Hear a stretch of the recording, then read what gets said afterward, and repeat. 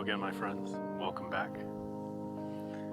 So funny how our conditioning can pop up in all these different ways.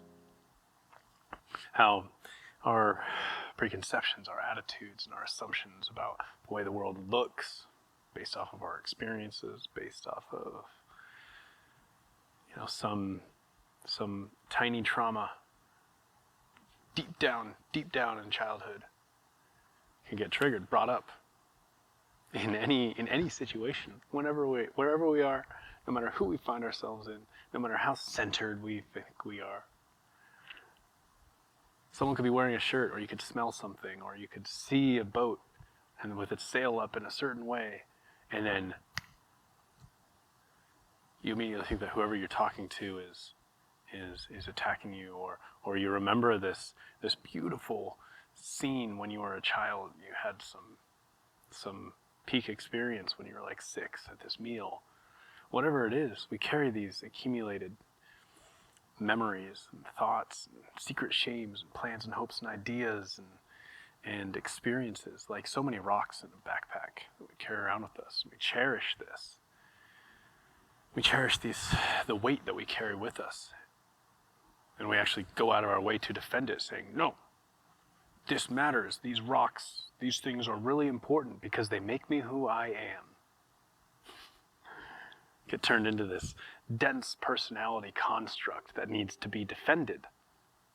This personality construct that bears my name has to be defended from attack against other people and situations that would tell me that I'm wrong in some way.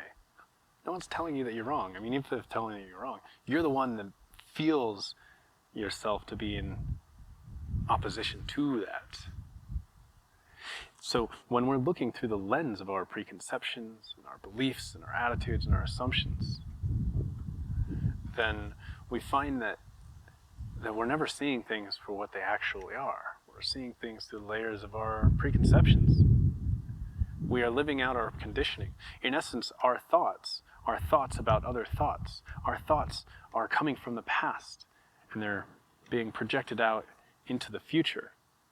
So we have to ask ourselves, when we begin to wake up to this fact that most of our thoughts are actually coming in from the external environment and informing our inner experience of life, and turning into this psychological reality, and that we start defending this, thinking we're under attack all this time from a world that is separate from us, that we are separate from.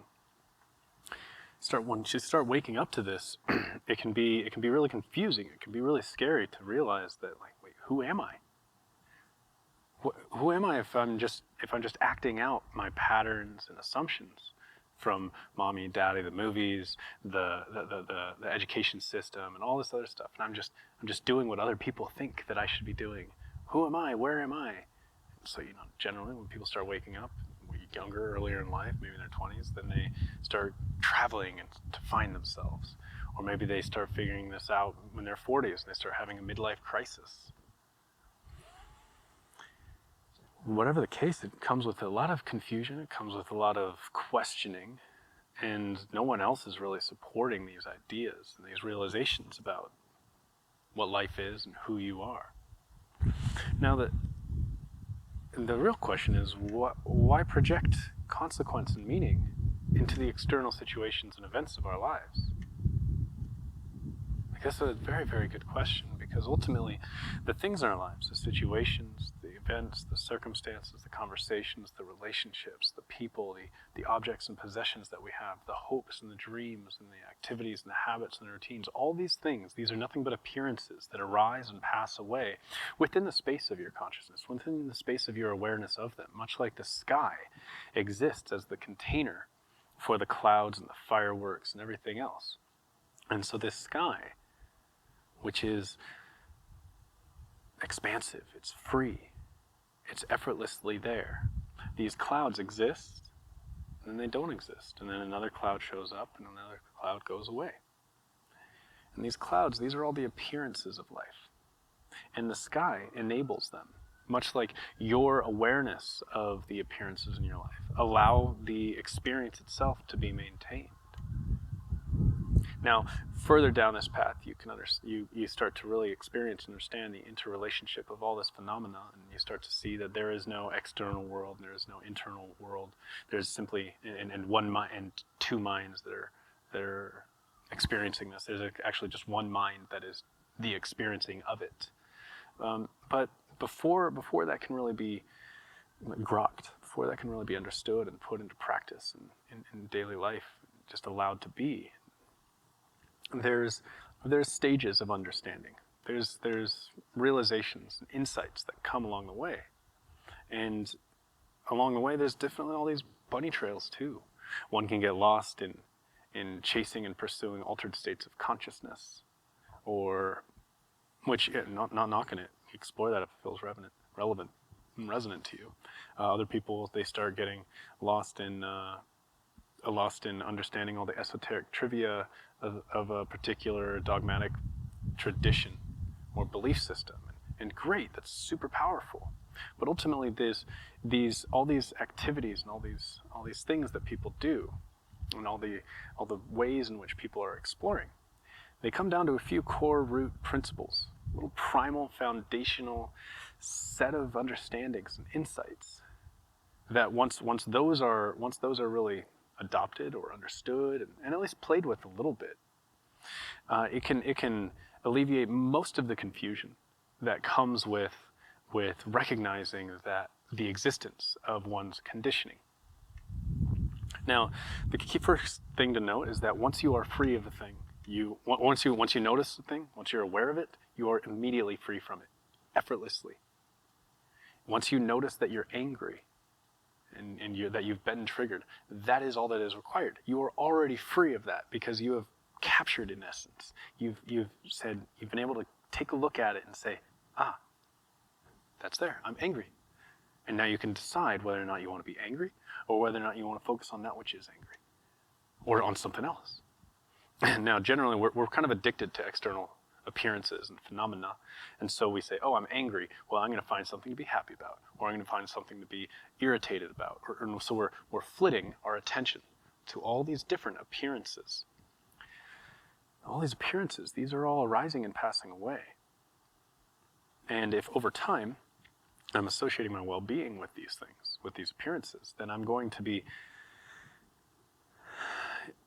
finding happiness in things outside of myself. I'm going to be projecting consequence in the outside world. And this comes into play in a lot of different ways. If I'm finding happiness and joy in painting my house, and I do that 2, 3, 4 days in a row, and then and then on the 5th day, the 6th day, the 7th day, I'm not doing that, I can fall into a state of mild depression because now I'm not doing the thing that brought me joy. But I've associated the pleasure that I found from that, which was at its core simply an expression of what I wanted to do, and now I've invested that joy and happiness in the painting rather than simply seeing the painting itself as a permission slip to experience a certain state of being.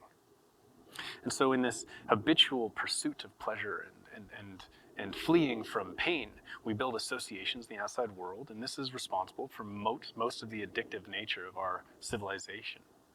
And this attitude has been running humanity for uncounted millennia, for however long we've been around, for the most part, at least in the modern day, in this slice of socio-cultural space-time that we currently find ourselves in. It's pretty rife in our society, and it's reflected in all of the structures that are established here.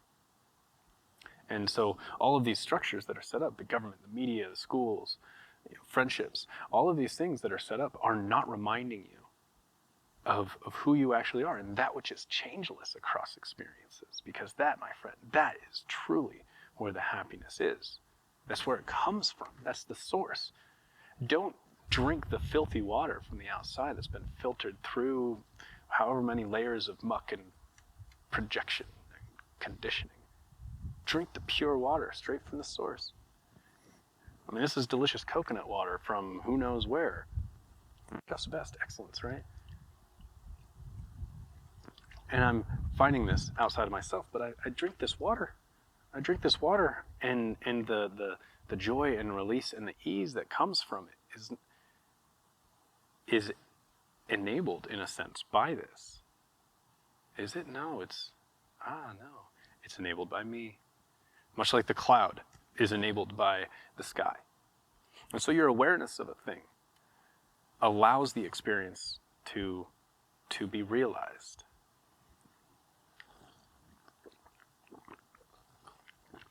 Oh man. Now that's not to say that you can't enjoy things. Absolutely, by all means, dance and play and drown yourself in the experiences of life. But you can only do that when you're actually free of something. Once you're free of something, then you can truly love it. Otherwise, you're attached to it and you're grasping. You can't grasp a sunbeam. You have to just hold your hand out and let it be. You can't capture it. It's always there.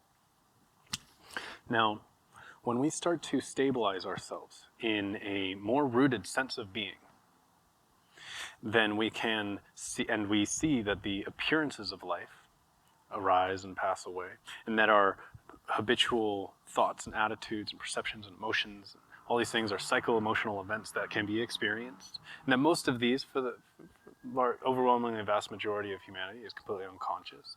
Like, once you see that these things are being shown to you and you're free to choose what you want to pay attention to, now the question then becomes, what is most valuable to pay attention to? How can I direct my efforts, my energies in such a way that I can be more happy, be more fulfilled, be more epic, living life as an ecstatic expression of who I want to be, knowing that I'm free?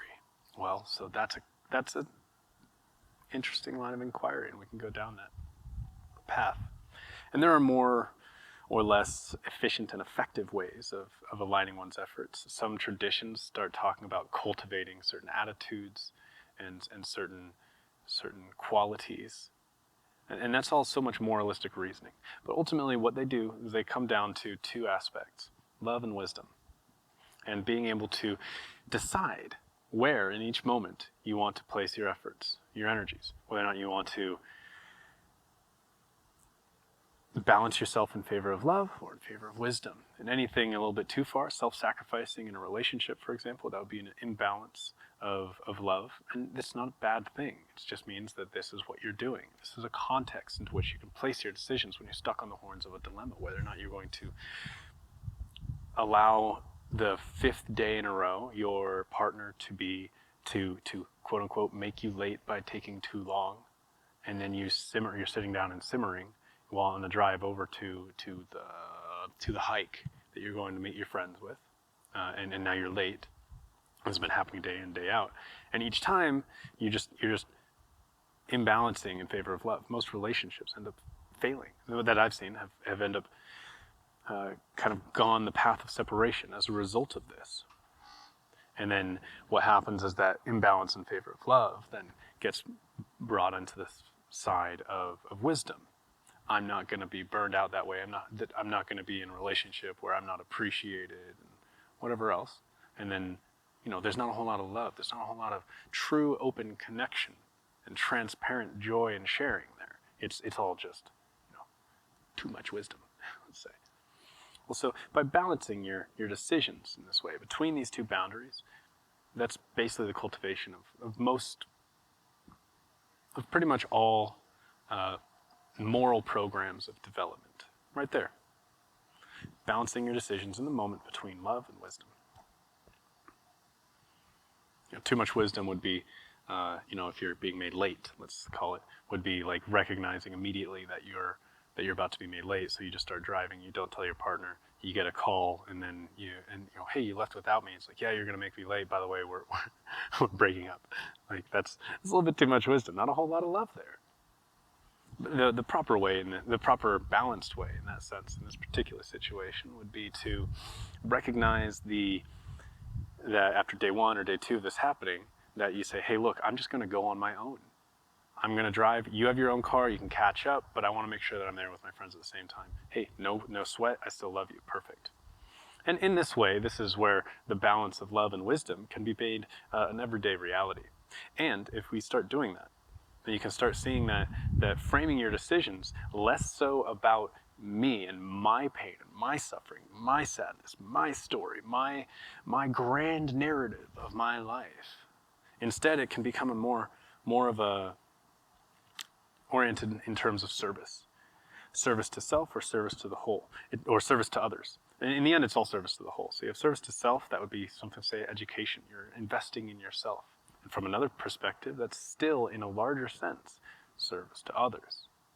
Now, if you frame it in terms of any decisions that you're making, like, hey, this is in service to others, then this is a genuine giving and it's a sharing. And you're not taking anything from anyone, because service is a giving. It is an expression. It is a sharing of yourself. And ultimately, a lifetime of that sort of habit leads to an understanding and an insight that you can directly decide how you want to view any and all experiences, any situation that you find yourself in, by simply intending it to be a certain way, to be perceived in a certain way.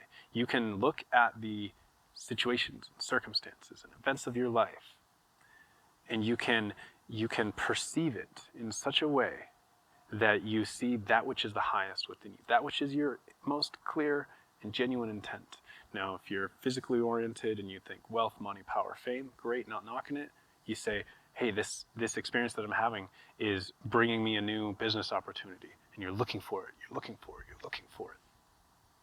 If you're maybe a little bit more relationship and socially oriented, then you say, oh, I'm building connection in this way. This person's arguing with me. How can I build better connection? And you're seeing this because you're pasting your preference onto your situation, onto your circumstances. If you're a little bit more metaphysically oriented, maybe spiritually oriented, then you say, oh, this is bringing me closer to God, or to light and love and unconditional truth and happiness and joy and freedom and bliss. And this person's yelling at me, I'm arguing with my partner, but I want to see the joy and love in this, and you actually are open to it. And you're opening your heart to this. And you're ready to be surprised. Understanding that how you're seeing this particular situation is a result of your conditioning. And then how you're experiencing this is a result of your beliefs coming into conflict with the reality. And you're going to be finding ways to better align your perceptions. Now, in this way, we can, by pasting your preference onto your circumstance, overwhelming your situations with your intent, and staying unattached to the outcome, by framing things in terms of service to self and service to others, and by when caught on the horns of a dilemma, choosing between love and wisdom, you will begin to demonstrate to yourself time and time again, until it becomes a place of utter conviction that the love and the light and the truth of unending joy and bliss and happiness that is like the sun here cannot be grasped. It's simply something that can be held in an open hand. You can't grasp a sunbeam. You can just hold out your hand and it's there. Then you can realize that everything is already effortless. Everything else is a secondary stage. The highest and most advanced teaching that any path will get you is to simply be as you are. In any moment. To be effortless and free. And that, my friend, is what I want for both you and me. I want it for myself, so of course I'm assuming that everyone wants it for themselves truly in their heart of hearts. And so if you can start to align your perceptions to be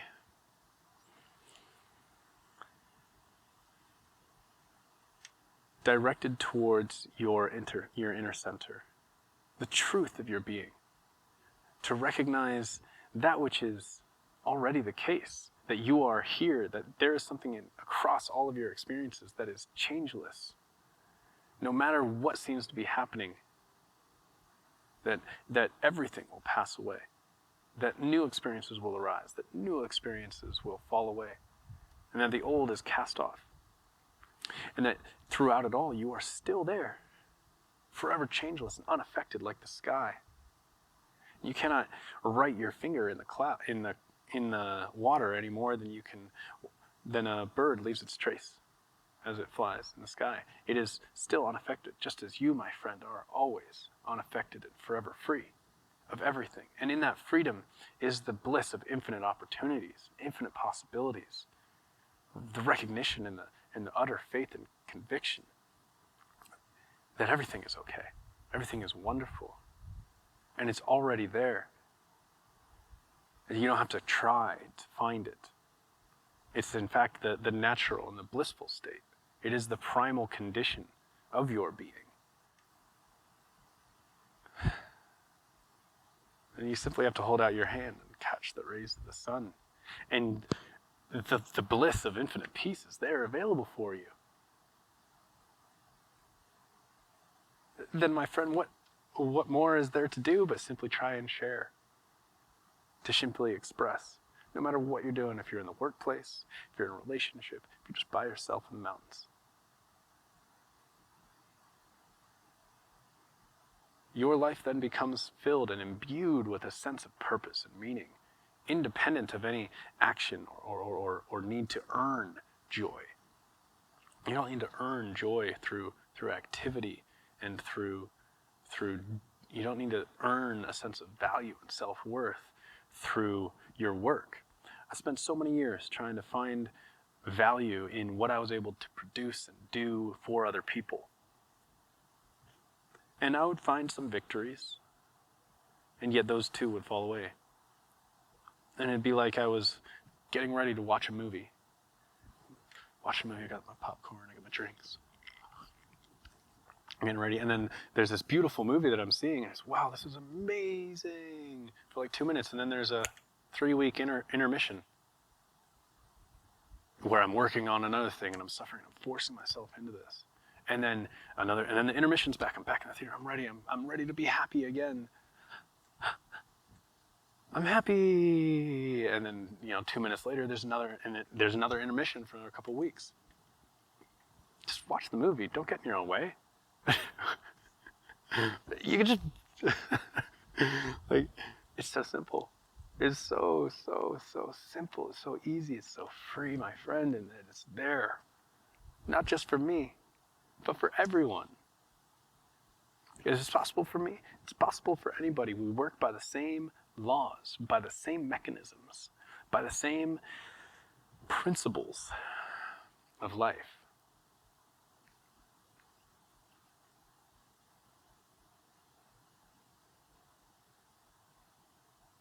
And that joy that is available and ready, it exists when the unconscious no longer paints upon the canvas of your life. When instead you take a look at the reality of what is, at the canvas of what is, and you paint whatever you want, recognizing that what you paint is not you any more than a child is the video game character on the screen. You try and take a kid away from a video game, and they're like, no, you can't take me away for dinner. I'm gonna die. And you turn them away, and they think they've died because they're so identified with what has been going on the screen that they've forgotten that they are free of the controller. So when you let go of the thinking mind for 2 to 5 seconds at a time, and pay attention to that which remains, that crystalline, pure clarity and awareness that is always there. It didn't go anywhere. Then you put down the controller, and you surrender the identification with the canvas, with the painting. You punch little holes through the layers of clouds and recognize the sky that's there. And you see the truth of the sun that's always there, until eventually you can recognize that even if there are clouds, the fact that there is light here, the fact that you are having an experience, that you are hearing these words, it implies and it confirms that you are hearing the experience, that you are here to hear the experience, to hear these words. And that right there, that which is hearing my voice right now, that which is seeing what you're seeing right now, that which is feeling what you're feeling right now, that which knows this is the source of all the joy. It's not something you need to drink from some polluted sources outside. You can drink it straight from the source, my friend. Pure in infinite quantities, in all of its beautiful radiance. It's there, ready, and waiting. It's not something that goes away when we start getting upset. It's not something that goes away when someone tells us that, our family is in some way is suffering. It's still there. And even those moments and those times that seem so far away, you can't feel joy and gratitude in your heart. You feel so contracted. Even that right there confirms the fact that you exist. This deepening, this ripening process of maturation, of growing up, of waking up. This is the path of awakening. This is the path of enlightenment, of bringing light to your life. Recognizing that you are aware. This is where enlightenment begins. And you have to believe that it's possible for you, for it to be possible. You have to believe that it's possible to be free from suffering. You have to believe it and you have to want it. Once you see it there, then you can start feeling it, and then you can start being what it is that you already are. You start sloughing off all the layers of assumed identity, preconception, want, lack, suffering. And accept the beautiful radiance and joy and unending bliss and happiness and freedom that is there for you, my friend, if you will but want it. And if you will but desire it to be so, it is there for you.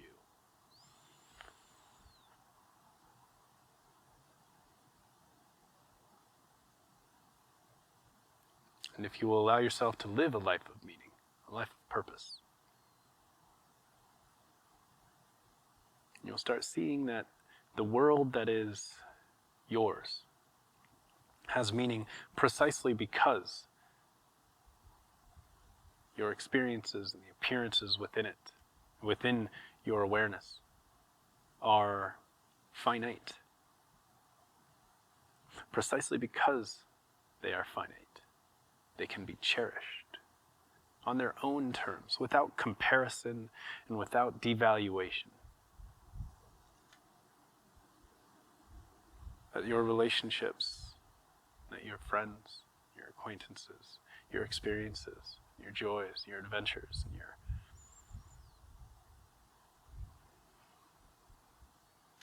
books and all of the infinite appearances in this universe of life called you, that they are all something to be cherished on their own terms. All love and all friendship and all joy and all happiness and all gratitude, it's all there, waiting for you. If you're going to make something matter, make sure that it truly resonates with you. Don't put all of your energy and suffering into the suffering that others would have you believe is true and real. Just simply acknowledge it as another appearance that's going to pass away. You don't need to make it matter so much. Things don't need to matter so much. Most of the time they don't. We suffer more in our imagination than we ever do in our reality. Pay attention to what's real. Pay attention to what's true. What is true, and it will always be true, and it has never not been true. And what is true was true yesterday, and it will be true tomorrow, and is true today. And what is true right now in this moment is that you are changeless, that you are free, that you are infinitely capable, my friend, of realizing the possibilities of any moment, that everything is possible, that everything is okay, that everything is already and always already free of anything